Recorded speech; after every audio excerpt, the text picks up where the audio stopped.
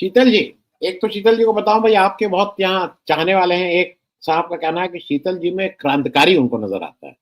आजकल अरे वाह। क्रांतिकारी देखना बहुत अच्छी बात नहीं है। हाँ, मतलब ये स्वास्थ्य के लिए हानिकारक है। और एक एक साहब कह रहे हैं कि आप में आपसे जब करते हैं तो कहीं 200 किलोमीटर पैसा वसूल बात करते हैं आप, तो उनको पैसा भी खर्च करें तो वो चल के जाते हैं आपको सुनने। क्या शीतल जी, दो चीज। एक तो मतलब मैं मुझे ये है कि अडानी जी को एक तो यहाँ पे थोड़ी राहत मिल गई लोकसभा राज्यसभा में, और उनको क्या राहत मिली, अपने मोदी जी को मिल गई राहत। दूसरा मैं थोड़ा आपसे एक इस पे भी लूंगा, एक एक रिमार्क। ये काश पटेल जी को अपॉइंट किया गया है। ट्रम्प साहब ने कहा है कि अब अगले एफबीआई डायरेक्टर होंगे, और ये बहुत सरप्राइजिंग चीज है कि जो करंट एफबीआई डायरेक्टर हैं क्रिस्टोफर रे, वो भी ट्रम्प जी ने अपॉइंट किए थे 10 साल के लिए। तो उनका 27वां टर्म पूरा हो रहा है, लेकिन उससे पहले ही उनको हटा के इनको ला रहे हैं। तो देखिए, ऐसा तो तभी आदमी करता है जब उसको कुछ काम अपने करवाने होते हैं। जैसा बताया जाता है कि ट्रम्प जी के ऊपर शायद 84 केसेस हैं। अब क्योंकि वो प्रेसिडेंट हो गए हैं तो अब उनको तो इम्यूनिटी है। लेकिन ये भी एक बहुत ज्यादा बात है कि ये जो पटेल कनेक्शन है, जिसको जो गुजरात मॉडल है। हालांकि कल हमारे हिमांशु बयानी जी थे, उन्होंने इस पे थोड़ा आहत थे कि भाई 3-4 गुजरातियों ने हम सबको बर्बाद बदनाम कर दिया, हम लोग ऐसे नहीं होते। उन्होंने पूरी लिस्ट गिना दी, टाटा से लेके अजीम अजीम प्रेम जी से लेके सबको, की अवालचंद से लेके, कि इतने अच्छे अच्छे लोग रहे हैं, लेकिन इन लोगों ने हमको कहीं का नहीं। मैं इसमें ये भी जानना चाह रहा हूँ कि एक चर्चा अभी चल रही है कि अडानी जी को, क्योंकि वो प्रेसिडेंट को अधिकार है इम्यूनिटी देने का, अडानी जी इस चंगुल से निकल जाएंगे कि जिस तरह की बात हो रही है, क्योंकि कैश पटेल को सब चीजें पैसे से हैं, कितने कितने पैसे। और ये डिफेंस, ये लॉयर रहे हैं, क्रिमिनल लॉयर हैं मूल रूप से। तो क्रिमिनल लॉयर से तो हर हर अपराधी की ज्यादा दोस्ती होती है। कोई भी क्रिमिनल लॉयर होगा, उसकी सबसे ज्यादा उसके जो फॉलोइंग होती है वो अपराधियों में होती है, और अपराधियों की सबसे ज्यादा। तो शीतल जी, एक तो जो यहाँ की पार्लियामेंट पे आपका एक, और एक छोटा टिप्पणी इस पे भी, जो कैश पटेल आ रहे हैं, उससे अडानी जी को कितनी राहत मिलेगी? एक मिनट, एक बात कह लूं।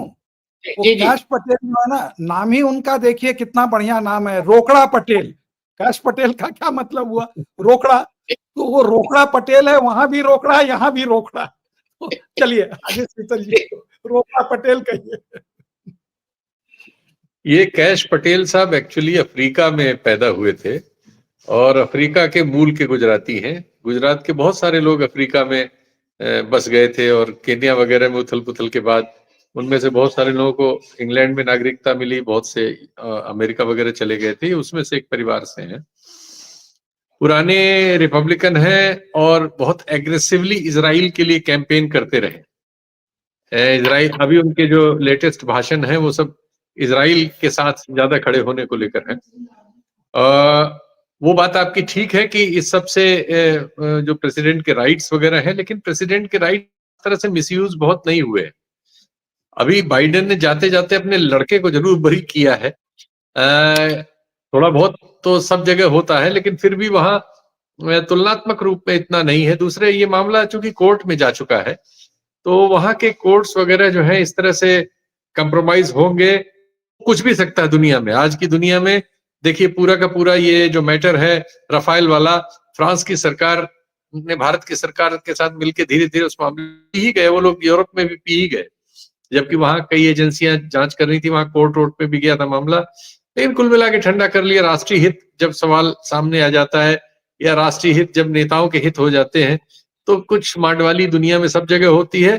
तो जो आप शंका कर रहे हैं, ऐसा सब कुछ हो सकता है। दूसरा रही कि जो सेबी में इन्होंने कहा है विनोद अडानी की कंपनियों के लेन देन के बारे में, जो एक क्षमा मांगने वाली बात है, कंप्रोमाइज करने वाली और पेनल्टी स्वीकार करने वाली बात जो है अडानी ग्रुप से आई है, उसमें जो रकम आ रही है एक कंपनसेशन के लिए, सेबी जो चार्ज करेगा, बहुत रकम है।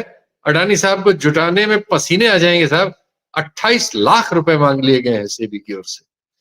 इतना भारी जुर्माना करने पे आया है सेबी कि अडानी साहब कहां से जुटाएंगे। मैं तो यही सोच सोच के दुबला हुआ जा रहा हूं। तो इस तरह के ड्रामे होंगे जो आप शंका कर रहे हैं, बिल्कुल ऐसा कुछ होगा। और लेकिन अभी फिर भी मुझे उम्मीद है कि American press, American institutions, Europe institutions, अभी उनमें तुलनात्मक रूप में रीढ़ है। हर जगह गड़बड़ियां हो रही हैं दुनिया भर में। आप दक्षिण पंथ जिस तरह से आ रहा है और जिस तरह से वो चीजें अपनी लागू कर रहा है, वो तहस नहस कर रहा है, अपने ही बनाए हुए फैसलों को रौंद दे रहा है। तो कुछ भी हो सकता है, लेकिन हमारे आपके पास सिवाय इसके और कोई साधन नहीं है कि हम उम्मीद करें कि वहां इंस्टीट्यूशंस और इंडिविजुअल्स रास्ते में भी रोड़ा बने रहेंगे और वो हम लोगों को देखने को मिलेगा। जहां तक भारत की बात है, वो आपने और हमारे पूर्व वक्ता ने संदर्भ बता ही दिया कि भारत कांग्रेस पार्टी समेत, कांग्रेस पार्टी के अनन्य तमाम लोगों समेत सभी पार्टियां अडानी के सामने नतमस्तक हैं और ये सब लड़ाई जनता को ही लड़नी होगी। चाहे जैसे छत्तीसगढ़ में जंगल बचाने की लड़ाई हो रही है, जो लड़ रहे हैं लोग साधारण लोग लड़ रहे हैं। पार्टी वहां की जो है वो उस तरह से एक्टिवली नहीं है उसमें सामने, क्योंकि वो पार्टी वहां कंप्रोमाइज्ड थी, इसीलिए चुनाव भी हारी है। तो दोनों तरफ का कैरेक्टर नहीं चल सकता। दुर्भाग्य से इन पार्टियों के कैरेक्टर में ये प्रॉब्लम है, इनके जब पूरा सोशल फैब्रिक हमारा इस तरह का हो गया है कि करीब 85-86% लोग चुनाव वही लड़ रहे हैं जो करोड़पति है। पार्लियामेंट का ये कैरेक्टर हो गया है। तो पार्लियामेंट में अब राजनीतिक कार्यकर्ता तो जा नहीं रहे हैं, पार्लियामेंट में करोड़पति जा रहे हैं।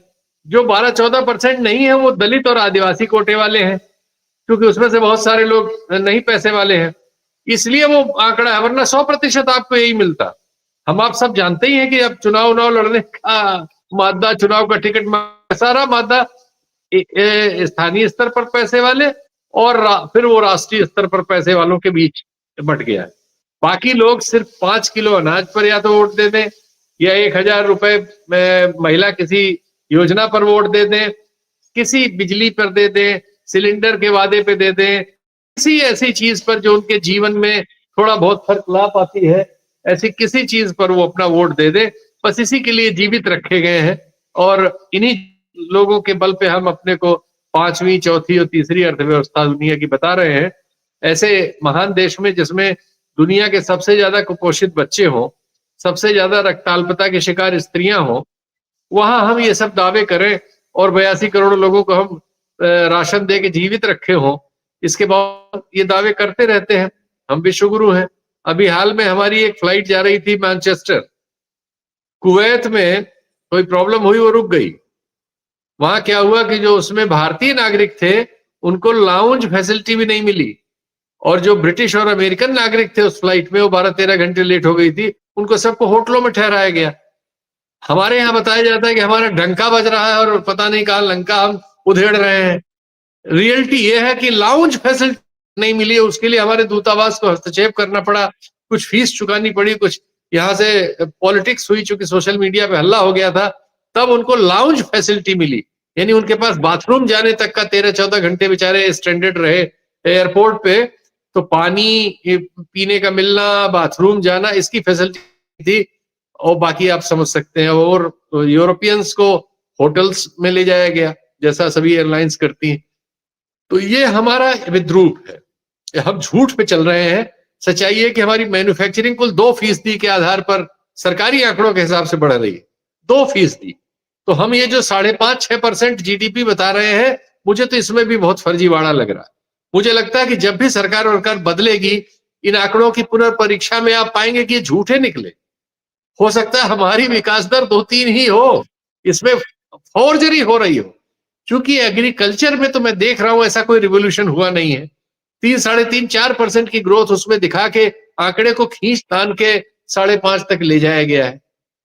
लेकिन जो चारों तरफ हम देख रहे हैं, मिडिल क्लास के फ्रस्ट्रेशन को देख रहे हैं, किसानों की तबाही को देख रहे हैं, और एक बहुत बड़ी जो वर्किंग क्लास पॉपुलेशन है उसकी आय में कोई बढ़ोतरी नहीं देख रहे हैं। इन्फ्लेशन हमारी इकोनॉमिक्स से ऊपर लगातार चल रहा है। फूड इन्फ्लेशन तो मल्टीपल मतलब डबल डिजिट में चल रहा है। तो इसके बाद ये आंकड़े नहीं हो सकते, इसमें कुछ घपला है। और कई अर्थशास्त्रियों से बातचीत में मैंने उनको भी ये शंका करते हुए पाया। लेकिन अब यह है कि अभी जिनके हाथ में कमान है, वो जो कह रहे हैं वो सुनना पड़ेगा, वो मानना पड़ता है।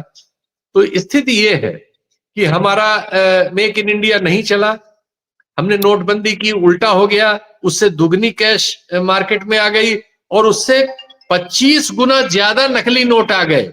जितने नोट नोटबंदी से पहले जाली थे उसके 25 गुना ज्यादा आरबीआई ने स्वीकार किया है। 500 रुपए वाले नोट तो उतने आ गए हैं जितना हम लोगों ने बैंकों का एनपीए माफ किया है। इतनी रकम के नोट जो है नकली आ चुके हैं। तो नकली नोटों पे कुछ नहीं हुआ, आतंकवाद जहां जैसा था वैसा है, ऊपर नीचे होता रहता है। मणिपुर हमने देखना ही छोड़ दिया है, मानना हम भूल गए कि वो हमारे देश का हिस्सा है। और जबकि आरडब्ल्यू प्रोफाइलें ललकार रही हैं मोदी जी को कि वो इंदिरा गांधी की तरह बांग्लादेश में घुस जाएं और हिंदुओं को बचा लें, लेकिन रियलिटी वो जानते हैं, हम जानते हैं, आप जानते हैं। तो ये सब नक्कालपना चल रहा है, देखिए कहां तक पहुंचता है। फिलहाल संसद चली थोड़ी देर के लिए, संभल पर ही सही, और अखिलेश यादव को कुछ वक्त मिला, लेकिन ये सब अडानी के नाम पे कंप्रोमाइज हुआ। अब जो है सच आपके हमारे सामने है। नहीं शीतल जी, एक आपका आज फेसबुक पे हुआ है, मैं हर एक से कहता हूँ फेसबुक, उसको लगा दे रहा हूँ, जरा एक मिनट में उसको भी कर दीजिए। जरूर जरूर जरूर। ये बिल्कुल आपने, ये वर्ल्ड इकोनॉमिक फोरम ने 2023 में आंकड़ा जारी किया था कि दुनिया में जो सबसे बड़ा खतरा है इस समय वो इंफॉर्मेशन में जालसाजी का है, इंफॉर्मेशन में झूठ फैलाने का है, इंफॉर्मेशन के जरिए, और लोगों की राय बदलने के लिए फ्रॉड करने का है और झूठ पे चला। उसमें दुनिया में सबसे नंबर 1 भारत है। ये हमारा आंकड़ा नहीं है, वर्ल्ड इकोनॉमिक फोरम का आंकड़ा है। और इसके अनुसार भारत दुनिया में झूठ फैलाने में, झूठ रचने में, और हम आप तो इसको सबसे ज्यादा जानते हैं कि हमारे आपके बीच एक फैक्ट चेकर की रोज यूपी सरकार जान लिए रहती है, रोज उस पे हर दूसरे तीसरे महीने कोई मुकदमा बना के उसको फंसाने की कोशिश होती रहती है। तो ये जो सच को सुनना ही नहीं चाहते, सच को कोई जगह ही नहीं देना चाहते, पूरा देश मिलके, पूरे देश का तंत्र मिलके एक अडानी को बचाने में लगा हुआ है, उसकी गलत बातों को लीपने में लगा हुआ है।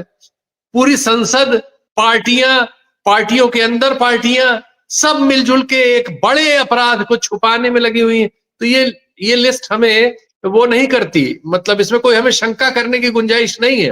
हम पा ही रहे हैं कि सुबह से शाम तक व्हाट्सएप पर सिर्फ झूठ परोसा जा रहा है और सारे ज्ञान विज्ञान इतिहास को उसने तहस नहस कर दिया है।